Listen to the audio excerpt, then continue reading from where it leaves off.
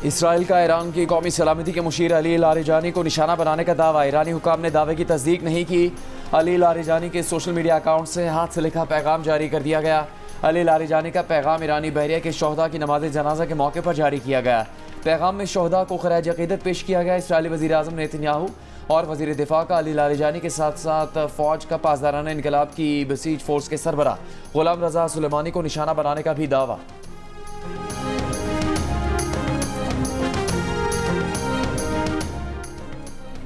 Iran के रहबर आला मुश्तबा खामनाई ने अमरीका से कशीदगी कम करने की तजवीज़ मुस्तरद कर दी। सीनियर ईरानी अहदेदार के मुताबिक मुश्तबा खामनाई ने कहा कि अब ये वक्त अमन का नहीं, अमरीका और इसराइल को शिकस्त देना होगी। अमरीका को ईरान के नुकसानात का हर्जाना अदा करना होगा। कशीदगी कम करने की तजवीज़ 2 सालिसी ममालिक ने भेजी थी। ईरानी अहदेदार का कहना है कि इंतकाम के मामले पर रहबर आला का मौक़िफ़ इंतहाई सख्त और संजीदा है।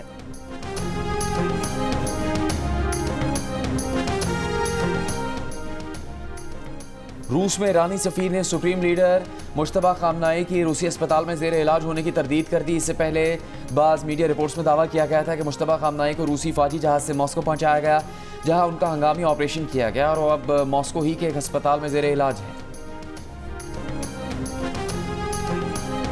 बरतानवी अखबार टेलीग्राफ ने दावा किया है कि ईरान के नए सुप्रीम लीडर मुश्तबा खामनाई 28 फरवरी को इसराइली हमले में मौत से बाल बाल बचे हैं। हमले के वक्त अपने वालिद आयतुल्लाह खामनाई के साथ उसी इमारत में मौजूद थे जहां ईरानी क़यादत की अहम मीटिंग जारी थी।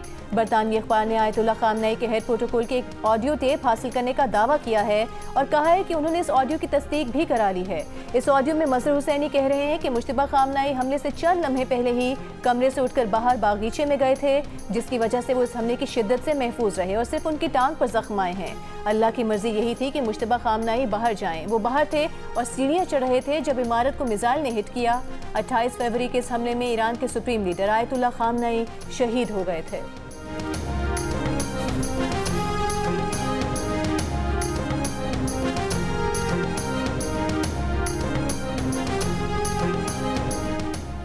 ईरान जंग के मामले में ट्रंप इंतजामिया को बड़ा धचका। अमरीकी नेशनल काउंटर टेररिज्म सेंटर के डायरेक्टर जोसेफ केंट ने अपने ओहदे से इस्तीफा दे दिया। अमरीकी सदर ट्रंप को खत भी लिख दिया। ईरान जंग को अपने ज़मीर के खिलाफ करार दिया। कहा ईरान अमरीका के लिए फौरी खतरा नहीं था। ये वाज़ेह है कि ईरान के खिलाफ जंग इसराइल और इसकी ताकतवर अमरीकी लॉबी के दबाव पर शुरू की गई है। वो अपने ज़मीर के मुताबिक इस जंग की हिमायत नहीं कर सकते। जो केंट ने कहा कि वो इससे पहले इसराइल की मुसल्लत करदा जंग में अपनी बीवी को खो चुके। वो नई नस्ल को इस जंग में भेजने के हक में नहीं है, जिसका अमरीकी आवाम को कोई फ़ायदा नहीं और ना अमरीकी जानों की कुर्बानी देने का कोई फ़ायदा है।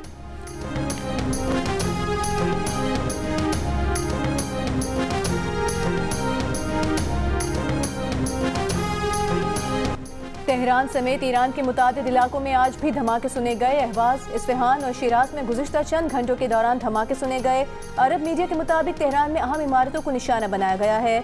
अमरीकी और इसराइली हमलों के जवाब में ईरान के भी मिसाइल हमले। इसराइल में कई मकामात को निशाना बनाया गया। इसराइली फ़ौज की जनूबी कमान और इसराइली असलहा कंपनी रफ़ाल पर हमले किए गए हैं। बमबारी से 15 इसराइली मारे गए। इसराइली फ़ौज ने भी तस्दीक की है कि ईरान की जानिब से मज़ीद मिसाइल हमले किए जा रहे हैं। ईरान से जंग में मारे जाने वाले अमरीकियों की तादाद 13 हो चुकी है, जबकि 200 अमरीकी फ़ौजी ज़ख्मी हुए। अमरीकी सेंटकॉम ने तस्दीक कर दी।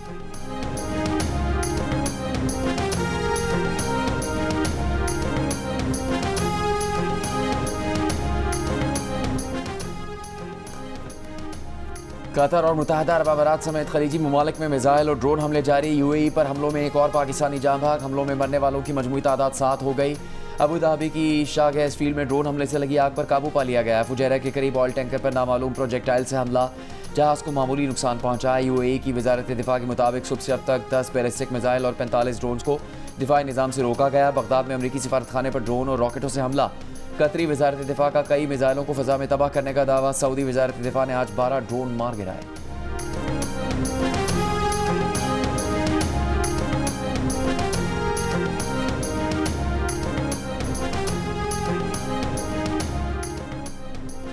एमनेस्टी इंटरनेशनल ने कहा है अमेरिका ने ईरान के स्कूल पर हमला करके आलमी कानून की खिलाफ वर्जी की। दिल खराश बात है कि बच्चों से भरे क्लासरूम्स कत्लगाह बन गए।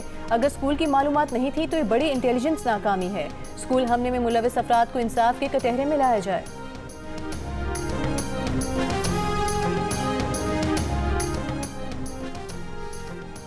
ईरान जंग के फैसले कर कौन रहा है? फौजी ताकत के इस्तेमाल से पहले मनसूबाबंदी किसने की? रियल स्टेट से ताल्लुक रखने वाले जैरेड कुशनर और स्टीव विटकॉफ को ईरान से सिफारतकारी का काम कैसे दिया गया? कांग्रेस की खारजा अमूर कमेटी ने सदर ट्रंप को खत लिख दिया। कहा वजीर खारजा मार्को रूबियो, वजीर जंग पीट हेगसेथ, नुमाइंदा खुसूसी स्टीव विटकॉफ और ट्रंप के दामाद जैरेड कुशनर की खारजा अमूर कमेटी में हाजिरी यकीनी बनाई जाए।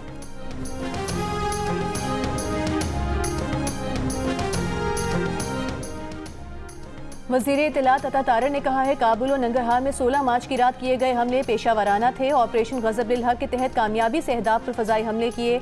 अफगान तालिबान रजीम ये इल्ज़ाम लगाकर मज़ीद झूठ बोल रही है कि पाकिस्तान ने काबुल में मुनशियात बहाली के अस्पताल को निशाना बनाया। काबुल में आके शोले इस बात की तस्दीक करते हैं कि गोला बारूद के ज़ख़ीरे को निशाना बनाया गया।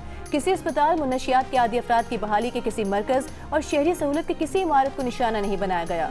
मौजूदा प्रोपेगेंडा ऐसी हुकूमत की तरफ से आ रहा है जिसके उहदेदारान ने बार बार झूठ बोले। मुनशियात के आदि अफराद और मासूम बच्चों का खुदकुश बम हमलों समेत घिनौने मकासद के लिए इस्तेहसाल किया जा रहा है। तर्जुमान अफगान वज़ारत दाखिला ने इससे पहले दावा किया था कि मुनशियात के आदि अफराद की बहाली के मरकज़ पर हमले में 400 अफराद हलाक हुए हैं।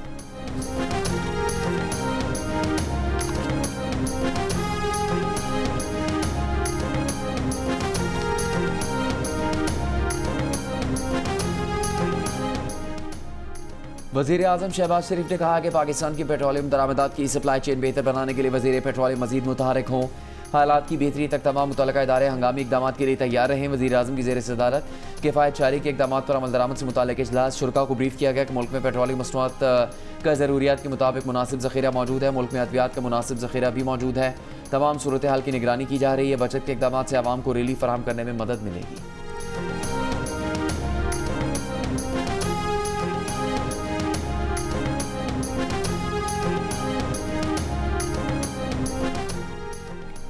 ईरान की खुसूसी इजाज़त से पाकिस्तान का तेल बरदार जहाज कराची आबनाए हुर्मुज़ से गुजर गया। पाकिस्तान की जानिब रवा दवा बहरी जहाज पर 8 करोड़ लीटर से ज़ायद तेल है। अमरीकी जरीदे ब्लूमबर्ग के मुताबिक पाकिस्तानी टैंकर का आबनाए हुर्मुज़ से गुजरना ईरान के मंजूर शुदा रास्ते की निशानदेही करता है, जिससे पता चलता है कि जहाज़ों को गुजरने के लिए ईरानी मंजूरी लाजमी है। भारत और तुर्की समेत कई ममालिक ने ईरान से महफूज राहदारी मांग ली है। बीमा कंपनी और बैंक ईरानी रास्ते पर बढ़ते खतरात से परेशान हैं।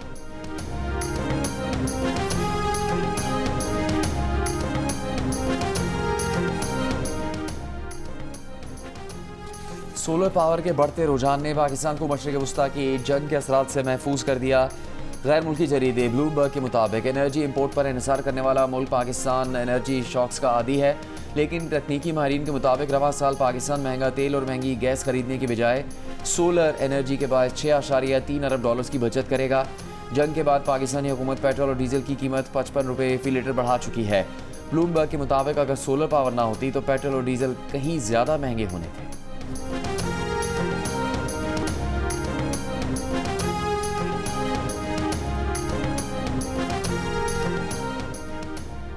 रूस पाकिस्तान को तेल बेचने के लिए तैयार है। पाकिस्तान भी सूरत हाल से फ़ायदा उठा सकता है। पाकिस्तान ने राबता किया तो उसे सस्ता तेल देंगे। पाकिस्तान में तैनात रूसी सफ़ीर एल्बर पी ख़ुरैफ की प्रेस कॉन्फ्रेंस। कहा तवानाई का शोबा पाकिस्तान और रूस के दरमियान दो तरफा ताउन का अहम तरीन सतून है। रूसी सफ़ीर का कहना था कि ईरान के साथ कई दिहाइयों से फ़ौजी और तकनीकी ताउन है। ईरान में बच्चियों के स्कूल पर हमले की शदीद मज़म्मत करते हैं। अमरीका और इसराइल ने ईरान पर ताकत का इस्तेमाल करके बहरान को मज़ीद बढ़ाया। तमाम फ़रीक़ैन से मुतालिबा है कि ताकत के इस्तेमाल से गुरेज किया जाए।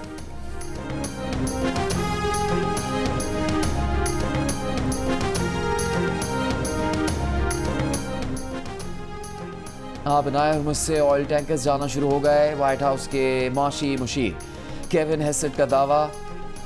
अमरीकी मीडिया से गुफ्तगू में कहा कि ईरान जंग महीनों में नहीं हफ्तों में ख़त्म हो सकती है। ट्रंप इस मामले को अंजाम तक पहुँचाए बगैर पीछे नहीं हटेंगे। तशवीश है कि एशियाई ममालिक अमरीका को तेल फरोख्त करने वाली बरामदात में कमी कर सकते हैं। ईंधन मार्केट के इस्तेहकाम पर चीन और अमरीका के मकासद एक है।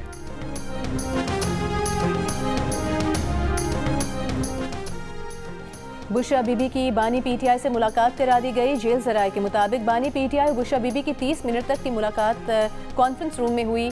बानी पीटीआई और बुशरा बीबी की मुलाकात जेल मैनुअल के मुताबिक हर हफ्ते कराई जाती है।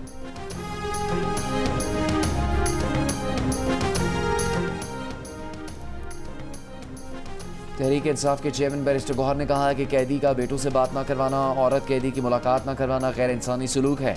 मुल्क तकसीम और नफरत का मुतामिल नहीं हो सकता। हालात का इदराक करें मुलाकातों को बंद करने से हालात बेहतर नहीं होंगे। अडयाला नाके पर मीडिया से गुफ्तगू करते हुए पीटीआई रहनुमा सलमान राजा का कहना था कि पीटीआई पाकिस्तान दोस्त जमात है, हर कदम सोच समझ के उठाएंगे, पाकिस्तान की सालमियत और पाकिस्तान के बका के लिए अहम तरीन है।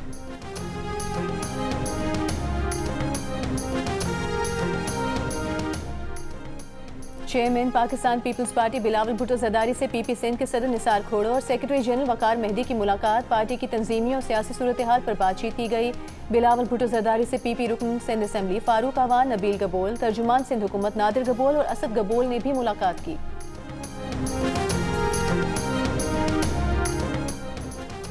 कराची में 17 फरवरी को CTD से मुकाबले में हलाक दहशतगर्द सुहेल बलोच का लदम BLA का अहम कमांडर था। CTD हुकाम के मुताबिक सुहेल बलोच 50 से ज़्यादा सिक्योरिटी एहलकारों और शहरियों के कत्ल में मुलविस है। हलाक दहशतगर्द DC पंजगोर जाकिर बलोच की शहादत का मास्टरमाइंड था। CTD का कहना है कि जाफर एक्सप्रेस पर हमले के लिए 5 खुदकुश बमबार सुहेल बलोच ने ही भेजे थे। हलाक दहशतगर्द के साथियों की गिरफ्तारी के लिए छापे मारे जा रहे हैं। वज़ीर इत्तलात सिंध शर्जील मेमन का कहना है कि हलाक दहशतगर्द भारत से ट्रेनिंग और फंडिंग लेते थे।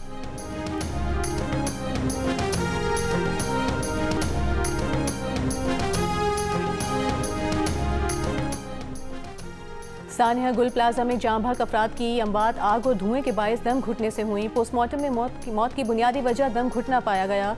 73 में से सिर्फ 7 लाशें मुकम्मल और 66 जली हुई बाकियात थीं। बेशतर बाकियात 100% जली हुई थीं। बाकियात का मुकम्मल पोस्टमार्टम नहीं हो सका। Police surgeon doctor Sumaiya Syed ने जुडिशल कमीशन के सवालनामे का जवाब जमा करवा दिया। जवाब में कहा गया है कि दस्तयाब शवाहिद की रोशनी में इम्कान है कि मुतासरा अफराद आग लगने के वक्त जिंदा थे।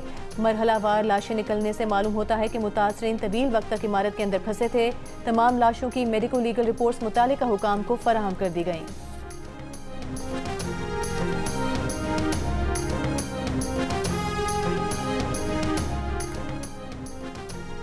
Chairperson Benazir income support programme Rubina Khalid की रहीम यार खान में शेख ज़ैद अस्पताल आमद। गुज़श्ता रोज़ छत गिरने के हादसे में ज़ख्मी ख़वातीन की इयादत की। उनका कहना है कि गमज़दा ख़ानदानों के दुख में बराबर के शरीक है। जामक होने वाली ख़वातीन के बुरसा को 10-10 लाख रुपए के चेक दे रहे हैं। आइंदा से ख़वातीन को रकम बर वक्त इज़्ज़त व एहतराम के साथ अदा की जाए। गुज़श्ता रोज़ BISP की इमदादी रकूम निजी इदारे के तवस्सुत से तकसीम के दौरान दुकान की छत गिरने से 8 ख़वातीन जामक और 80 से ज़्यादा ज़ख्मी हो गए।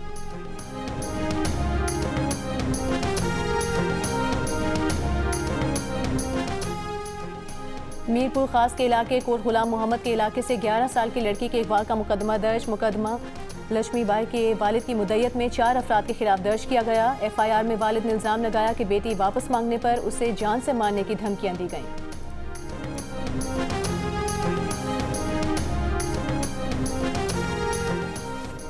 वफाकी वज़ीर दाखिला मोहसिन नकवी और वफाकी वज़ीर ख़जाना मोहम्मद औरंगज़ेब की ज़ेर सदारत इजलास मनी लॉन्ड्रिंग और हुंडी माफिया के खिलाफ भरपूर क्रैकडाउन का फैसला। मनी चेंजर्स के जरिए रकूम बैरून मुल्क भिजवाने के अमल को भी स्ट्रीमलाइन करने का फैसला।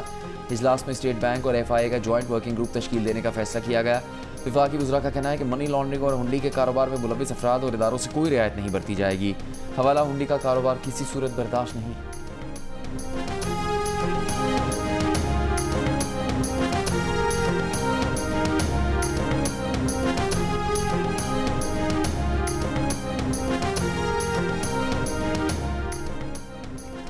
बोर्ड ऑफ रेवेन्यू सिंध और सिंध इंफॉर्मेशन टेक्नोलॉजी कंपनी के दरमियान मुआहिदा ई स्टैंपिंग निज़ाम मुतारिफ करवा दिया गया। वज़ीर आला सिंध मुराद अली शाह ने डिजिटल गवर्नेंस को तरक्की के लिए ज़रूरी करार दिया और कहा कि ई स्टैंपिंग निज़ाम से जाली स्टैंप पेपर का खात्मा मुमकिन होगा।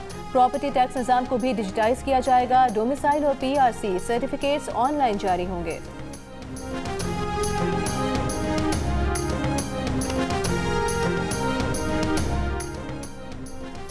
वज़ीर आला खैबर पख्तूनख्वा सुहेल आफरीदी की ज़ेर सदारत पब्लिक प्राइवेट पार्टनरशिप कमेटी का इजलास। पब्लिक प्राइवेट पार्टनरशिप के तहत कचरे को ईंधन में तब्दील करने के मंसूबे की तजवीज़ मंजूर।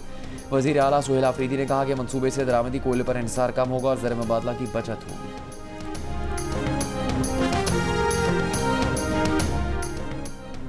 सिंध के सीनियर वज़ीर शर्जील मेमन ने कराची में 12 इलेक्ट्रिक बसों के नए रूट का इफ्तिताह कर दिया। गुफ्तगू में कहा कि पीपल्स पार्टी अपने वादे पूरे कर रही है। पाकिस्तान की पहली हुकूमत सिंध की है जिसने इलेक्ट्रिक बसें शुरू की।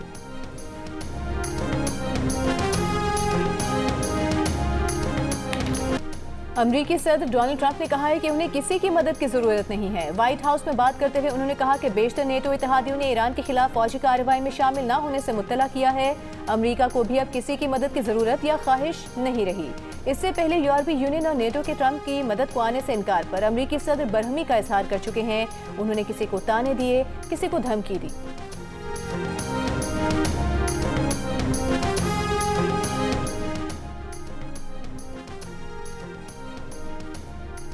ईरान की पासदारान इनकलाब के तर्जुमान इब्राहिम जुल्फ़िकारी का अमरीकी सदर डोनाल्ड ट्रंप के बयान पर रद्द-ए-अमल। जंगों का फैसला सोशल मीडिया पर नहीं बल्कि मैदान जंग में होता है।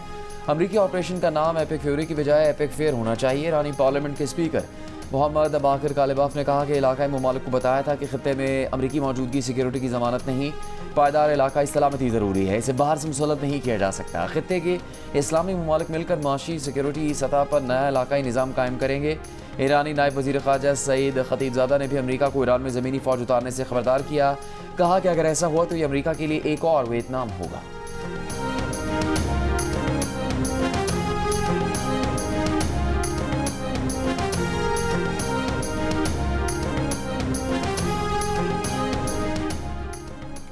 तर्जुमान चीनी वजारत खारिजा का कहना है कि चीन और अमरीका ट्रंप के दौरे चीन के बारे में राबते में हैं। अमरीकी सदर के दौरे की तारीख से मुतालिक बातचीत की जा रही है। चीन का ईरान, उर्दन, लबनान और इराक के लिए हंगामी इमदाद का भी ऐलान। कहा चीन खित्ते के अवाम की इंसानी मुश्किलात कम करना चाहता है। अमरीकी नशियाती इदारे CNN के मुताबिक ईरान से जंग को अवामी मकबूलियत न मिलने पर सदर ट्रंप ने न्यूज़ मीडिया पर दबाव बढ़ा दिया है। ट्रंप इंतज़ामिया हर रोज़ एक या ज़्यादा शिकायतें रजिस्टर करवाती है। खुद ट्रंप मीडिया को क्रिमिनल और गैर मुहिब वतन कहने से नहीं चूकते, जबकि फेडरल कम्युनिकेशंस कमीशन के चेयरमैन ब्रेंडन केयर, जिन्हें ट्रंप ने चुना है, कई बार ब्रॉडकास्टर्स को उनके नशरियाती लाइसेंस मनसूख करने की धमकी दे चुके हैं। CNN के सीनियर सियासी मुबस्सिर डेविड एक्सलवुड ने लिखा है कि लगता है ट्रंप इंतज़ामिया ने फैसला कर लिया है कि अगर जंग की खबरें बेहतर नहीं होती तो जंग की खबरें देने वालों पर हमला करना बेहतर होगा। CNN ने लिखा कि जंग के बारे में सख्त सवालात के जवाब में ट्रंप महज फेक न्यूज़ कहकर जान छुड़ा लेते हैं।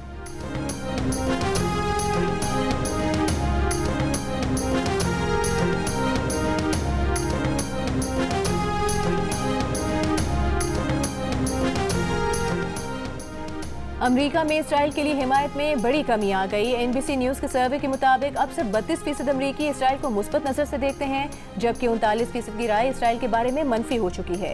ये पिछले चंद सालों में होने वाली एक बड़ी तब्दीली है। सबसे बड़ी तब्दीली डेमोक्रेट्स और आज़ाद वोटर्स में देखी गई। डेमोक्रेट्स में इसराइल की हिमायत में वाज़ेह कमी आई है।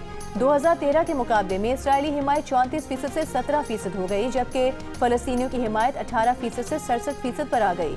दूसरी जानिब अमरीकी अवाम अब इसराइल और फ़लस्तीनियों के दरमियान हमदर्दी के मामले पर भी तकसीम हो चुके हैं। 40% इसराइल के साथ है, जबकि 39% फ़लस्तीनियों के हक में है। ख़ास तौर पर नौजवान नस्ल में इसराइल के खिलाफ जज्बात में इजाफा देखा जा रहा है।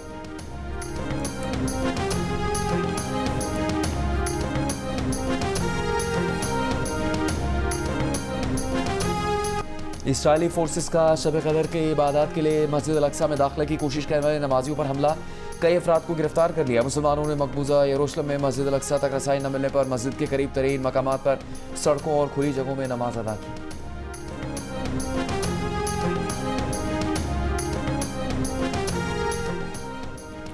ट्रंप इंतजामिया का तकरीबन 2 लाख इमिग्रेंट ट्रक ड्राइवर्स के कमर्शियल ड्राइवर्स लाइसेंस की तजदीद न करने का फैसला। पीर से लागू फैसले के मुताबिक इमिग्रेंट ट्रक ड्राइवर्स अब सिर्फ उस वक्त तक ट्रक चला सकेंगे जब तक उनके ड्राइवर्स लाइसेंस एक्सपायर नहीं होंगे। नए कानून के तहत सियासी पनाह के तलबगार, मुहाजिरीन या कम उम्री में आमद पर मौखर कार्रवाई वाले इमिग्रेंट्स को कमर्शियल ड्राइवर्स लाइसेंस जारी नहीं होगा।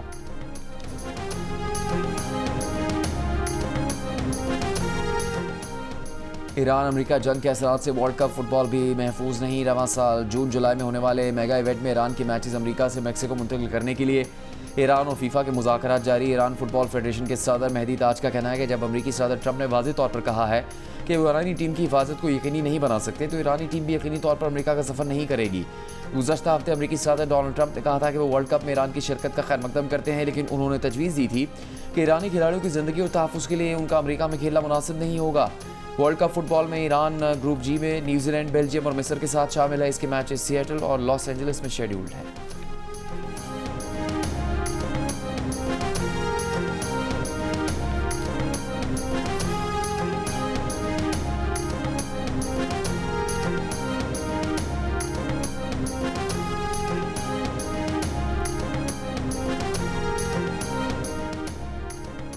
ऑस्ट्रेलिया में पनाह लेने वाली ईरान विमेन फुटबॉल टीम की 2 खिलाड़ियों फातिमा और आतिफा ने ब्रिस्बेन में ट्रेनिंग का आगाज कर दिया। दोनों प्लेयर्स का ब्रिस्बेन रोड फुटबॉल क्लब के साथ मुआहिदा हो गया है। विमेन एशिया कप में कौमी तराना न पड़ने पर ईरान विमेन फुटबॉल टीम तनाज़े का शिकार हो गई थी। टीम के 7 खिलाड़ियों ने ऑस्ट्रेलिया में पनाह लेने की दरख्वास्त की थी, लेकिन उनमें से 5 खिलाड़ियों ने फैसला तब्दील किया और टीम के हमरा वतन वापस रवाना हो गई। आतिफा और फातिमा ऑस्ट्रेलिया ही में मुकीम हैं।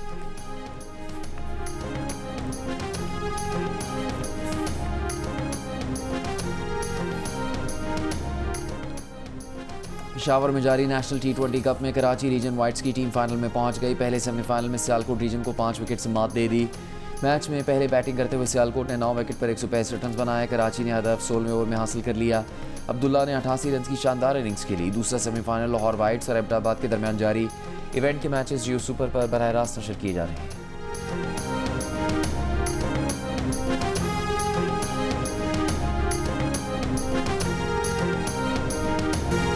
इस्लामाबाद, कराची, लाहौर, पेशावर समेत मुल्क के छोटे बड़े शहरों के बाज़ारों में मीठी ईद पर कश्मीरी चूड़ियों की मांग। इस्लामाबाद के पौश इलाकों में कश्मीरी चूड़ियों की कीमत 2000 तक जा पहुंची। लाहौर में ज्वेलरी की दुकानों पर रंगारंग कश्मीरी बुंदे तवज्जो का मरकज़। रेडीमेड मलबूसात और जूतों की खरीदारी भी अरूज पर। बच्चों की वालिदैन से मनमानी।